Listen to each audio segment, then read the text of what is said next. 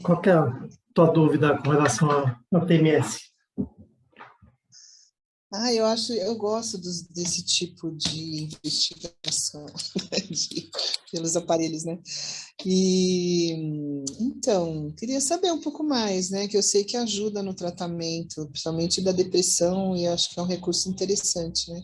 Aí eu tinha dúvida se a pessoa precisaria ser médica para poder entender o funcionamento do aparelho e usá-lo nos tratamentos, como é que ele funciona, né? Qual é a base, ou uma referência que eu possa ir atrás, alguma coisa assim, né?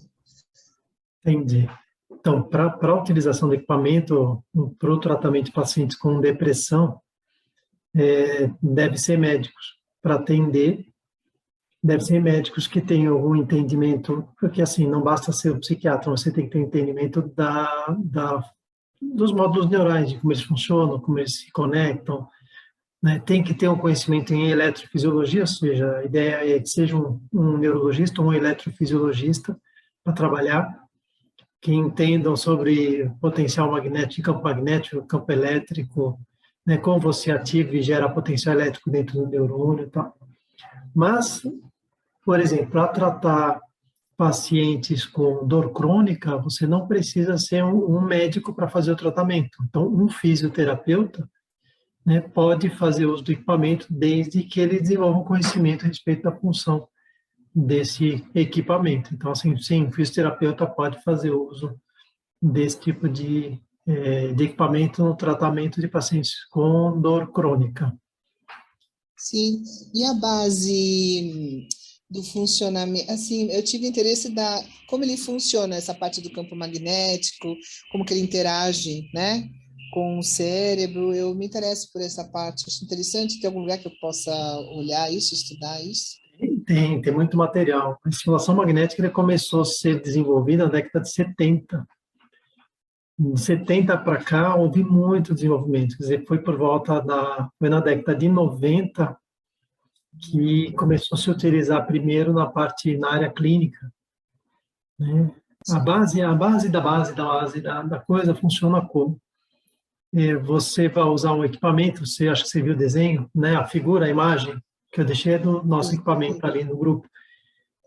Naquela bobina que está posicionada na cabeça, aquela bobina, dentro dela passa perto de 2.000 volts, né? Ele tem um capacitor de alta voltagem, de descarga rápida, né?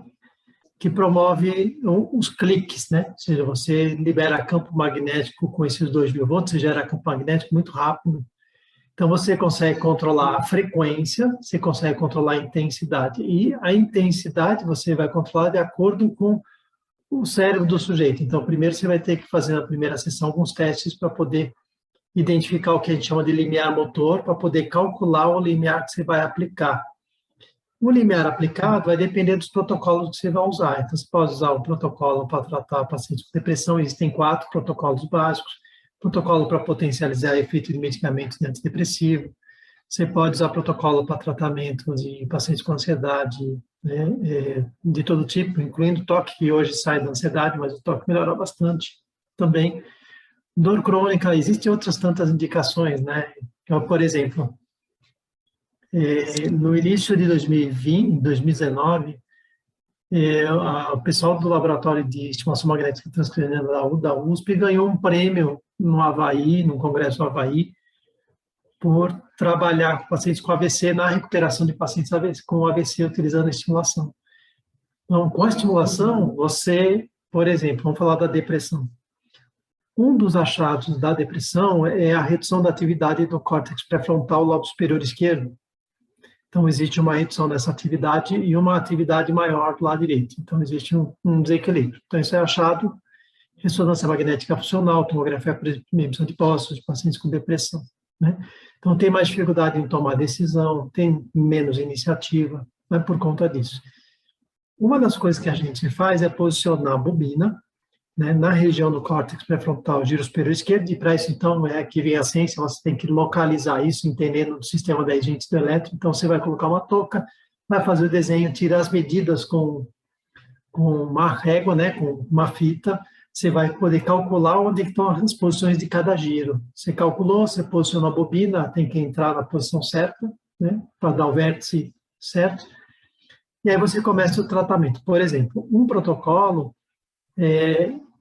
envolve a aplicação de uma frequência de 10 Hz, e a gente sabe que estímulos acima de 5 Hz, com certeza, ele aumenta a atividade metabólica dessa área e promove uma neuroplasticidade com o aumento da atividade. Abaixo de 1 Hz, com certeza, a gente tem uma redução da atividade, uma inibição. Então, você já com o equipamento, você consegue aumentar ou consegue diminuir a atividade dessa área.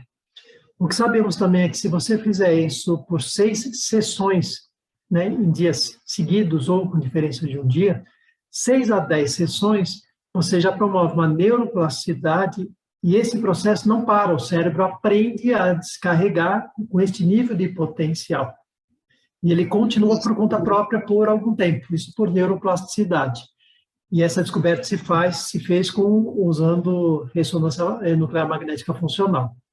Ok, então isso significa que se eu tenho um paciente deprimido que tem uma atividade nessa área, no giro superior do córtex frontal superior esquerdo, reduzida, e eu aplico mais de 5 Hz, então a gente usa 10 Hz, aí a gente tem que calcular o número de estímulos durante aquela sessão, que pode variar de um tempo de 20 a 40 minutos, tudo depende do estado do paciente, da situação do paciente e do linear.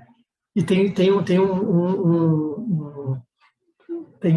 um intervalo de segurança também, para a gente usar. Porque se usar fora desse intervalo, você pode promover crises convulsivas.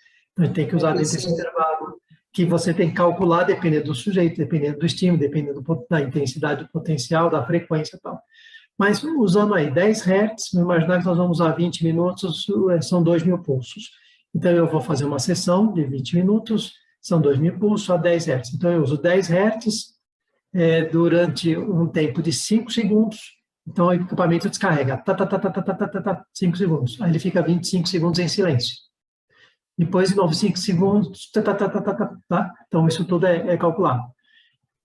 Feito isso, calculando, a gente espera que esse paciente, em alguns dias, comece a melhorar. E, assim, a melhora é espantosa, realmente melhora demais. O resultado é superior, no caso da depressão, dor crônica e de ansiedade, ele é superior ao resultado dos medicamentos, né, em uma porcentagem que é lá em torno de 30%. Melhor do que ele, como resultado, só a acetamina ou a ketamina, né, e a eletroconvulsoterapia. Mas a acetamina e a eletroconvulsoterapia tem suas limitações, tem que ser hospitalar, tem que ter um anestesista. Atendi hoje uma paciente mesmo que teve uma baita complicação com a acetamina. Hoje, atendi ela hoje. Nós vamos fazer estimulação magnética transcraniana nela. O resultado realmente é bastante interessante, pois o paciente se refere a uma mudança muito grande. Outras coisas interessantes, por exemplo, se eu uso um potencial, se eu vou usar um protocolo, por exemplo, a dor em M1, na região motora, onde eu estimulo essa região, né, eu posso usar entre 10 a 20 Hz durante o tempo de 5 ou 2 segundos, eu vou estimular M1 que vai inibir o córtex sensorial e diminui demais a dor. Né? O cara tem uma dor crônica, já uma dor osteoarticular ou neural, de causa neural. E a dor melhora, assim, substancialmente. Mas a gente observa na prática que não é só a dor que melhora, né, que a orientação visoespacial do paciente, ele recupera, né, normalmente são idosos, que às vezes estão dirigindo, têm dificuldade para parar um carro e tal, e eles referem muito isso. Depois começaram a fazer o tratamento para reduzir a dor reduziu, mas agora também ele bota o carro de primeira na garagem, né, tem uma noção espacial maior, isso é muito legal. Tem umas coisas bem interessantes. E eu tenho certeza que a estimulação magnética transcraniana também, para esses casos de Covid com dor articular, a gente consegue trabalhar bem. Eu estou esperando só chegar lá para agosto, para a gente começar a incrementar alguma coisa nesse sentido. Pacientes com dor crônica no pós-Covid, tem sido muito comum, né? Pacientes com perda de memória, né? Porque a gente vê que pacientes, a gente trabalha em M1, melhora demais a memória do paciente. E alguns pacientes que trabalham em F3 também melhora bastante a memória, ele refere uma melhora da memória. E eu estou começando a pensar em usar em paciente pós-Covid, que é onde a memória não melhorou depois dos 7 meses, que é o tempo que costuma melhorar, né? E pacientes com dor crônica, a gente começar a fazer alguns trabalhos, avaliar a orientação espacial também. E pacientes com dor crônica por conta do pós-Covid, né? É uma coisa que eu tenho certeza vai melhorar. Por quê? Porque você não está indo na causa, você está indo justamente no sistema que interpreta o processo da dor. Então, não importa qual é a dor, né? Não sendo uma dor aguda, sendo uma dor de caráter crônico, que percorre fibras, né, que são responsáveis pelas dores, pela dor crônica, a gente vai conseguir também. Mas tem um guideline de 2014, ele está todo em inglês, Glaucio, não sei se você lê em inglês, ele é tudo em inglês. Esse material é tudo em inglês. Tem 2014 um guideline maravilhoso, tem uma atualização dele em 2018, também muito boa, mas é tudo em inglês. Tem um livro de um cara que deu aula para a gente, então, tem alguns livros em português, mas eles não estão atualizados, eles te dão uma noção como funciona. Tem o do Brasil Neto, depois eu pego, acho que está no meu tablet, eu pego a referência e passo para você. Ele é um livro em português, aí dá para você ter uma noção geral, mas assim, ele não está atualizado em relação às informações que estão lá. Tá bom? Posso tentar.